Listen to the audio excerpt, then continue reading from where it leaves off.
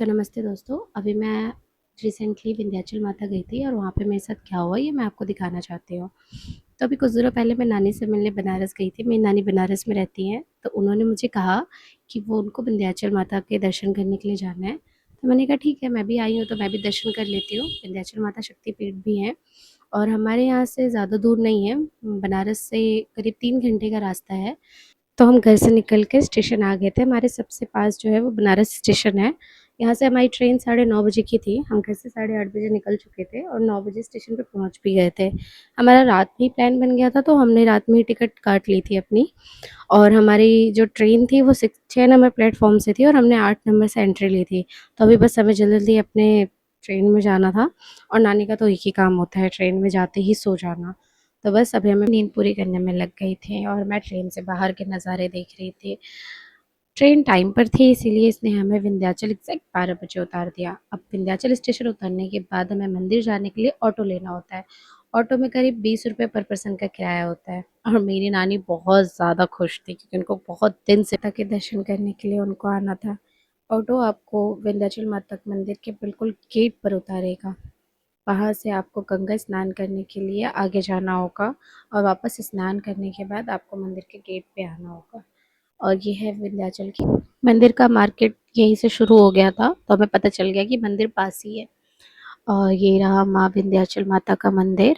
But हमें पहले जो है वो घाट पे जाना पड़ेगा, वहाँ पे स्नान करना है और उसके बाद वापस आके मंदिर में दर्शन करने हैं। तो पहले हम चलते हैं गंगा घाट पे, वहाँ पे पहले स्नान करते हैं, उसके बाद माता के दर्शन करने के लिए आते हैं।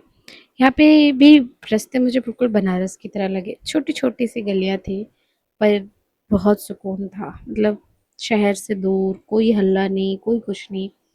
और गंगा जी का जो भी काम चल रहा है वहाँ पे घाट बनाने का, वो अभी पूरा नहीं हुआ है, ये आधा ही हुआ है। हाँ, थोड़ा है कि लोगों ने वहाँ पे भी गंदा कर रखा था। मतलब लोग आते हैं, नहाते हैं और अपने पुराने कपड़े वहीं छोड़ देते हैं। ये तो गलत है।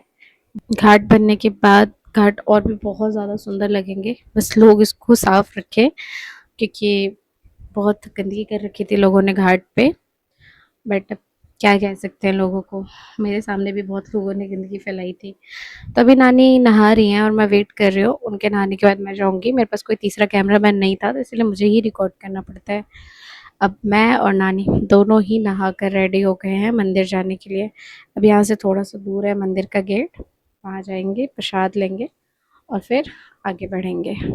धूप इतनी थी कि बस धूप बिल्कुल पूरे चेहरे पे ही लग रही थी। अब हम आ गए हैं मंदिर के गेट पे। यहाँ से 1 नंबर से हमने एंट्री लेनी है। यहाँ पे ही सामान वगैरह रख दिया है बाहर हमने और यहाँ से एंट्री ली, माता के लिए फूल लिया और नानी ने प्रसाद भी लिया। अब हम लाइन में लगे हुए हैं। हमें पता नहीं था कि मंदिर ना 2 बजे तक बंद रहता है, 1:30 से 2 बजे तक माता का मंदिर जो है वो बंद रहता है, माँ आराम करती है। अब इस वीडियो की और भी बहुत सारी क्लिप्स हैं जो कि मैं इसमें ऐड नहीं कर पाऊँगी, तो मैं आपको शॉर्ट में बताती हूँ कि जब मैं लाइन में लगी हुई थी तो एक वहाँ का पंडित मेरे पास आया और उसने बोला कि चलो मैं आपके दर्शन करवा देता हूँ। तो मैंने उनको बोला कि नहीं, मैं लाइन में लग के दर्शन कर लूँगी। तो मे बी शायद उनका ईगो हर्ट हो गया और उन्होंने काफ़ी बदतमीज़ी से और रूडली मुझसे बात करी। बोला कि जैसे मैं तुम्हें दर्शन करवाऊँगा तुम शायद वैसे कभी दर्शन कर भी नहीं पाओगे और ये है, वो है, मतलब काफ़ी सारी बातें बोली उन्होंने, मतलब बदतमीज़ी करी। उसके आस-पास पुलिस वाले भी थे, मैंने उन्हें बुलाने की कोशिश भी करी, बट शायद मुझे ऐसा लगा कि उनका ध्यान नहीं गया मेरे ऊपर। मैंने सोचा कि पहले मैं माँ के दर्शन कर लेती हूँ, उसके बाद मैं इनके खिलाफ़ कंप्लेन करूँगी। बजे तक मेरे दर्शन हो गए थे और मैं वहाँ पे जो पुलिस ऑफिस था, वहाँ पे गई। मैंने वहाँ पे उनको सारी बात बताई। उन्होंने मुझे बोला कि ठीक है आप बैठिए, मैं उनको बुलाता हूँ।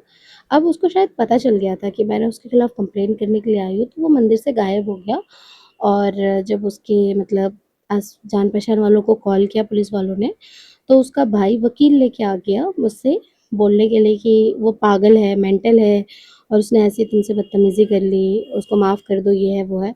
मुझे एक बात समझ में नहीं आई कि जिस माता के मंदिर में जो वो पुजारी था, जो बोल रहा था, पुजारी तो वो ख़ैर नहीं था, पंडा था, मतलब दलाल कह लो। तो जो वो बोल रहा था कि वो माता की सेवा करता है, पूजा करता है, उनके सम्मान करता है, वो उसी मंदिर में खड़े होके एक लड़की के साथ बदतमीज़ी कर रहा था और उसको इस बात का फ़र्क भी नहीं था। वो जब उसको पता चला कि मैं उसके खिलाफ़ कंप्लेन कर रही हूँ। बिल्कुल ही गायब हो गया, उसने अपने भाई को, अपने वकील को भेजा लेकिन वो नहीं आया। मैं करीब ढाई बजे से लेके 4 बजे तक बैठी थी वो पुलिस ऑफ़िस में, उसके इंतज़ार में कि वो अब आएगा, क्योंकि मेरे को बस ये था कि वो मुझसे एक बार आके माफ़ी माँग ले, लेकिन वो नहीं आया। फिर मैंने 4 बजे हद बार के डिसाइड किया कि मैं पुलिस स्टेशन जाके उसके खिलाफ़ एफआईआर करूँगी, और फिर मुझे अपने घर के लिए भी निकलना था, क्योंकि मेरी बस जो थी वो 4:30 बजे की ही थी, जो कि ऑलरेडी छूटने वाली थी, 4 तो बज ही गए थे। तो मैं जब पुलिस स्टेशन गई तो वहाँ पे भी मुझे लगा कि यहाँ पे भी कोई मेरी सुनवाई नहीं हुई।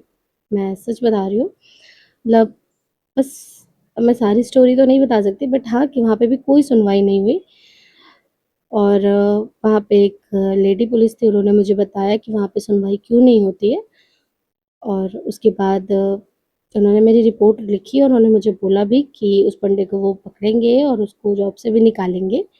और उन्होंने मुझे वादा किया और ये बोला कि अभी रात होने वाली है कुछ देर में, क्योंकि ये सब होने में 5:30 बज चुके थे। मैं पुलिस स्टेशन में भी कम से कम डेढ़ घंटे बैठी थी, और डेढ़ घंटे बैठने के बाद मुझे 5:30 बजे उनकी तरफ से ये बोला गया कि आप एफआईआर लिखवा दो और आप चले जाओ, हमने जैसे कुछ अपडेट होता है उसके बारे में हम आपको बता देंगे। रात काफ़ी हो गई थी, तो फिर मेरे लिए भी यही था कि वहाँ से 3-4 घंटे का रास्ता था, और वहाँ पे लास्ट जो ट्रेन थी, बस तो सारी निकल चुकी थी, लास्ट 5 साढ़े 5 बजे तक ही वहाँ पे बस रहती है। ट्रेन भी 7 साढ़े 7 बजे थी लास्ट, तो मैंने निकलना ही वहाँ से बेटर समझा, क्योंकि जैसे-जैसे धीरे-धीरे वो बंदे भेज रहा था, बस निकलना ही सेफ लगा मुझे। और मेरे घर पहुँचने के बाद उन्होंने मुझे व्हाट्सएप पे एक सॉरी वीडियो भेजा। मैं इससे काफ़ी खुश तो नहीं हुई, लेकिन हाँ, अब मैं इससे ज़्यादा क्या बोल सकती हूँ। Thank you.